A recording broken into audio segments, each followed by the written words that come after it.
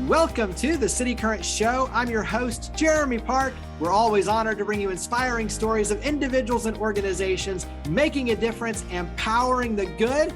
And how awesome is it to have a family member on? I get to interview my sister-in-law, my wife's sister, Alesha Knight. She is the project manager for Aiming for Healthy Families. Alesha, how are you doing? I'm doing wonderful. I appreciate you having me on, Jeremy. Absolutely. So let's start out with some context. So give us some background, a little bit of history for the nonprofit Aiming for Healthy Families. Okay. Aiming for Healthy Families was started by a lady by the name of Miss Carolyn Gowan and a friend of hers, Miss Pat Trainum. And they were actually aiming for abstinence. So this has been 20 plus years ago.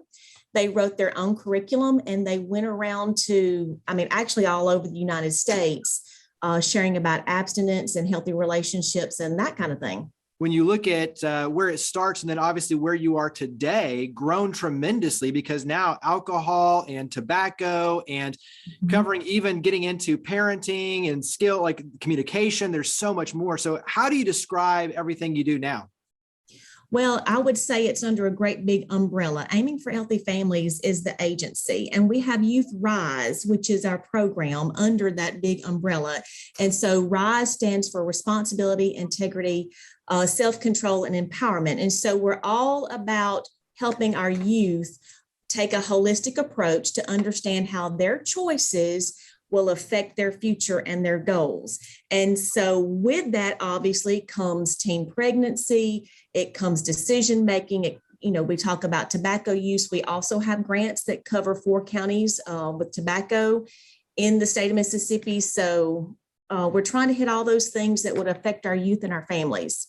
Give us an idea of the geographical spread. I know that it started obviously nationwide, but you do have a strategic geographical focus. And so talk about the geographical focus. So actually, this is the third, what they would call sexual risk avoidance grant. So we had one that just ended last September that started 3 years ago. Each one of these are 3-year grants. And then we have another one that started 2 years ago that actually just has 1 more year left. And then mine just started in October.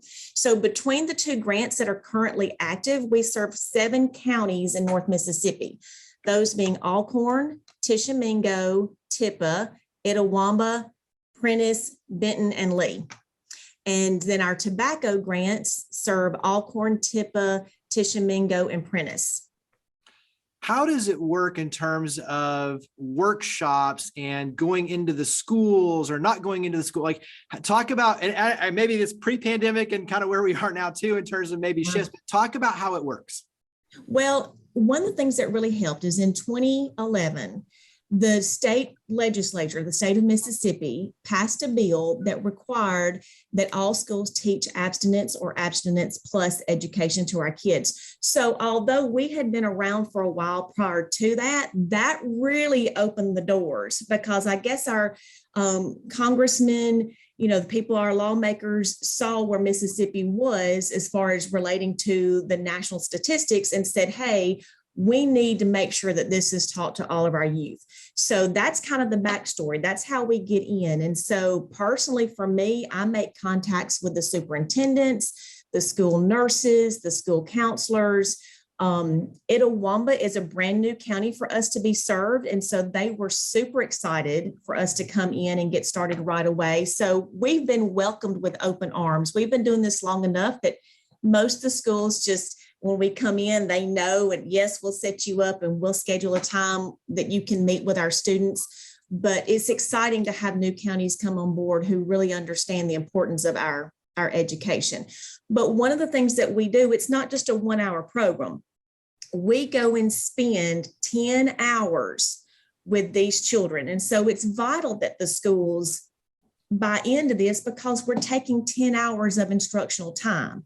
And we try to do this during class times. Like one of the new things that we've done is with college and career readiness. So that is a new class. This is the first year it's been required by the state of Mississippi. And our curriculum aligns with the state of Mississippi's college and career readiness for seniors curriculum. So it is just a win-win. The schools get it covered. A lot of times the teachers, it's a touchy subject. We're talking about sexual intercourse and STDs and, domestic violence and, red flags as far as dating. And so sometimes those teachers, they've got to be with those students for 180 days. And so sometimes it's nice to have an outside agency. We're trained to do this. Our programs are all evidence-based. They've been approved by the CDC. They've gone through rigorous critiques to make sure that what we're presenting is not anything but facts. It's got to be facts. And so that they usually are really welcoming and want us to come in because they see the value in it. I think it's important too that you yourself were an educator. So education is a big part of your background as a teacher. And so the classroom, how to work with kids, like you say, how to kind of deal with it with empathy and respect and make sure that everyone is getting what they need out of it. You're doing it in a trustworthy way, which I think is important because you come in with that level of experience as an educator. And that's one of the things we love to hire educators with our agency. A lot of our employees are former educators or people that were in the school system along with social workers so that we have had that background. I mean, it's not a deal breaker, but it does certainly help. And you kind of understand, I understand when I ask a teacher to upload a survey link, I know what she has to do. So, to Canvas or to Google Classroom. So having that little bit of a background certainly does help. And I love education. I love getting to be with the kids. And so this is just another way that I get to bridge that. Share a little bit of just what you get to see in terms of the light bulb going off with the youth and realizing I've got to be able to communicate better, stand up for myself, build self-confidence, because a lot of this kind of leads into, bigger issues like sex trafficking and things like that and bullying, as you mentioned. And so stepping in and pouring into the youth gives them life skills that really carry forward through their adulthood. So talk about kind of what you get a chance to see with the youth with that light bulb going off. Well, and what's really wonderful is we get some feedback from time to time. We ask them to write at the end of the 10 sessions, what did you learn from this curriculum? And so much of what our youth get exposed to is not correct. For instance, one thing that came up is that statistically, more kids are not engaged in sexual activities than are. But if you go into the classrooms and you say, do you think more kids are sexually active than not, or you think it's backwards? And they will always say, oh, yes, everybody I know. And so that leads into pressures. And so if we can present the facts that 55% of high school students are not engaged in sexual activity, that kind of makes people sit back and go, it's not happening. And if I want to wait, then I'm okay with that. I don't need to be pressured into that. So those things are really, really good. One of our sessions is in the eyes of a child. And that's the very last session. So if you happen to currently have a child, and one thing I love about this agency and I love about our curriculum is we meet students where they are. There's no shaming. There's no judgment. Everybody in that classroom we meet them where they are, because some people make choices without understanding. They had their choices taken away from them. They were forced into something that they did not choose. So there's no shaming with this. We just want students to, where you are right now, what can we do to help you move forward? And like I said, one of those sessions was in the eyes of a child, which talks about if you were to have a pregnancy, what does it look like from that child? Are you going to be with your partner? Are you going to have both parents in the household? Are you going to raise that child alone? Do you realize you're going to be tied to that child's mother or father for years? And so it gives them an opportunity to really think, if I get pregnant, if there's a pregnancy, then what does that mean to this other little being that we're bringing into the world? But it's not only that. We talk about we talk about the negative emotional consequences.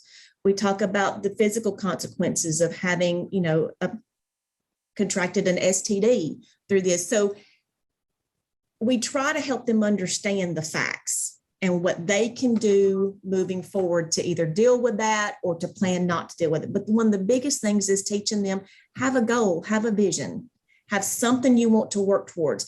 Make those decisions now. Actually, in one of the sessions in our workbook, it says your goals. And so you're writing those, because if we don't decide ahead of time where the boundaries are, then in the moment, we will not think about those boundaries. So we're trying to give the students an opportunity to think about those and how they would react before they are even in that situation. Yeah, absolutely. You do a lot with parents as well. For you as a parent, what's something that was kind of an aha moment on your end looking at the curriculum, or something that you thought, wow, this is actually really good advice? And obviously that's kind of a broad statement, but for parents, what's some general advice there? You're throwing out really good stuff for the youth. I could talk for a long time on this one. A couple of things. First of all, awareness is huge. We as parents are not as tech savvy as our students are, or our children are. And so one of the the curriculum that we're actually creating is the secret language of emojis. So if you happen to see your children typing certain emojis, and I won't get on that to the radio show today, but they have different connotations than what you think. And so parents' minds are blown that their students would be using this emoji and that means this. But I'll tell you, one of the things that I had to go through a training, and one of our curriculum is called Choosing the Best. And I was watching a video, and now I have two daughters. Jeremy, you've got two boys. So this is going to mean something to you. For my sister, Jennifer, she's got two boys. So it shows an interview with a young man and a young lady, probably in their early 20s. And they're talking about a time when she was a freshman in college, and she invited him over to the dorm. She provided the alcohol. They had a good time, as most college kids would do. Things got a little loose. Things got a little heated. They end up having intercourse. Well, the next day she calls him up and she says, "What happened last night?" And he says, "Well, we hooked up." And she said, "I didn't agree to that." And you learn that in the law, if there's alcohol involved, a yes means no. It is no. That young man had to go get a lawyer, and he is fighting a sexual assault situation. And you can tell by talking to him, the color is drained from his face. He said he never meant to hurt somebody. He never meant for this to happen. He thought she was all in. This was not necessarily he put a drug in her drink and date raped her, although I know that is real. That is 100% real. But for our young men who may just be thinking, hey, this young lady's good to go. I like her. Things are getting, heated up between us. Oh my goodness. The law says, and it goes for a boy or a girl, it's either way, but if alcohol is involved, their yes means no. And I jokingly tell my students when I go to the classroom, I said, y'all know that country song, Tequila Makes Her Clothes Fall Off? You better run, because in the eyes of the law, it does not matter. Her yes is no. Well, and, back to advice for parents, that's really important to be able to say to your children. And look, the Brian Banks story, that movie is a different spin on this, but we took our two boys to go see that because we said, look, this can happen to anyone. When you talk about making a decision that can have a life-changing effect, that's what this kind of stuff is. And so, what you're talking about is critical for us to be able to say, look, you need to be aware of what's going on. You need to make decisions, because ultimately they could completely change the trajectory of your life with something you think is one thing, but it ends up being another. And so, and data shows we're with them for 10 hours. We're presenting this information, but the data shows that the people that have the most influence on our students today are their parents. Period. It's not social media. That's a big part of it. It's not friends. That's a big part of it. But the biggest piece of that pie, when you ask students, and we do an entry survey and an exit survey, so we want to know how much our students grew in that length of time, but it, without a doubt, the people that have the most influence over them are their parents. And so if we are unaware, then we don't have the tools to tell them. The other big, huge thing is sexting. I mean, that is child pornography. And our students do not understand that if they take a picture of themselves and they send it to their boyfriend or girlfriend, that they are now producers and senders and receivers of child pornography, which is, can be prosecuted. They think it's because of themselves, that it's them or they're in that relationship, then they're protected. That is not true. And so there's so many misconceptions as a parent that we have out there. And I just talked to a dear, dear friend of mine just last week, had an hour and a half long conversation. She's like, Alesha, I'm passionate about educating our parents. Can you please help us to educate our parents on what's going on with our children? And so that is one of the big missions of Aiming for Healthy Families. Yeah. And obviously these are difficult conversations, difficult topics, but, to your point, coming in and addressing them head on and giving them the facts and real world stories and examples so that you can be, more knowledgeable, because knowledge is power. That's the key of everything that you're doing and talking about. So what's one more thing that you wish everyone knew about Aiming for Healthy Families? I wish that they knew all the variety of help that we offer. I wish they knew our name. So I'll come and I'll say, they'll say, who are you working for? Aiming for Healthy Families. And I'll say, oh, the sex ed people from back in the day. Oh, yes. And so I'm wanting them to go to our website, aiming the number 4 hf.org, and look to see all that we offer. We are really wanting to get into the community. We are really wanting to expand people's knowledge of what we can do to offer them, what services we can offer to parents, to churches, to civic organizations. It's not just about our schools, although for us, that's a big part of it. For my grant, that's a big part of it, but there's so much more involved. We have CAG groups, which are community advisory groups. We need adults to be on this board so that they can fill us in with what's going on in their county, the trends going on in their county. I mean, like vaping, that's another thing that is now huge. And so we need people who are, I live in Alcorn County. I live in Tennessee now, but I grew up in Alcorn County. So I kind of have my finger on the pulse of what's going on around here. But in the 7 counties that we deal with, we need other people to come alongside of us and say, this is what we need. And I see you offer that. So carry that forward. How can we help? Obviously, financial contributions is a nonprofit, getting involved, and you also have an upcoming event. So talk about how we can get involved and help your efforts.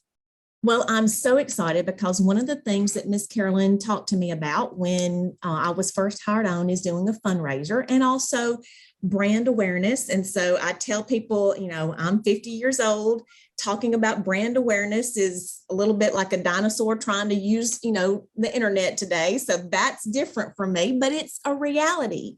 When we say Aiming for Healthy Families, I want it to be as well known as United Way, Boys and Girls Clubs. That's where we want to go. So anyway, one of the things that we are doing is we're wanting to celebrate the youth in the North Mississippi area and the greater North Mississippi area. So we're doing a talent competition called the North Mississippi Youth Talent of the Year. And so there are 7 categories. There are 3 performing arts, 4 visual arts. So the performing arts would be vocal, instrumental, and dance. The visual arts would be 3D, painting and mixed media, drawing color and drawing black and white. And so we are hoping to celebrate kids in any of the surrounding counties. So they don't have to be the 7 that we serve. Any of the surrounding counties can enter this, and the top prize winners will receive $50 and a plaque, or $100 and a plaque, and could be named the North Mississippi Talent of the Year. So that's coming up, and that's in Corinth at the Corinth Coliseum. And so we're really excited about that new event. So it's brand new for us. We're working on the registration. The registration will open March 1st online. So again, they can go to our website, aiming4hf.org, and donate. So there is going to be a registration fee, a small one, $5 registration, and then $20 for each event. So they can enter multiple events. But we do recognize that some of our students don't have that $25 to enter. And so we would love if somebody wanted to contact us and say, I want to sponsor 2 entries for $50, or I want to sponsor 4 entries for $100. And we will have sponsorship packets, also available, where we're going to give, with that $25 entry and 1 event, you get a t-shirt. The contestant gets to enter for free, of course. So obviously if you're performing, but if you submitted a piece of artwork, we want you there that night so you can see, and you get to bring somebody with you for free. So you get 2 free admissions. So we're just trying to look to offset the cost of this. And then really it's about brand awareness, having a captive audience of the people that we serve, learning about what services we offer. Absolutely. You mentioned the website, but you also, people can reach out to you via email and say, hey, I want to support, Yes. I want to sponsor, I want to reach out. So mention email, mention the website again. Where else can we go to learn more about Aiming for Healthy Families? Okay, so the email that if you want more information when it comes out, or we have a packet that I can send you, is the letter 4hf.talent@gmail.com. So again, that's the number 4hf.talent@gmail.com, a4hf.talent@gmail.com. And so again, our website, where this will be up and running, hopefully March 1st, is aiming4hf.org. Well, Alesha, thank you for all you're doing. Greatly appreciate it. Thank you for coming on the show. Thank you. I appreciate you having me, Jeremy. We'll talk to you soon.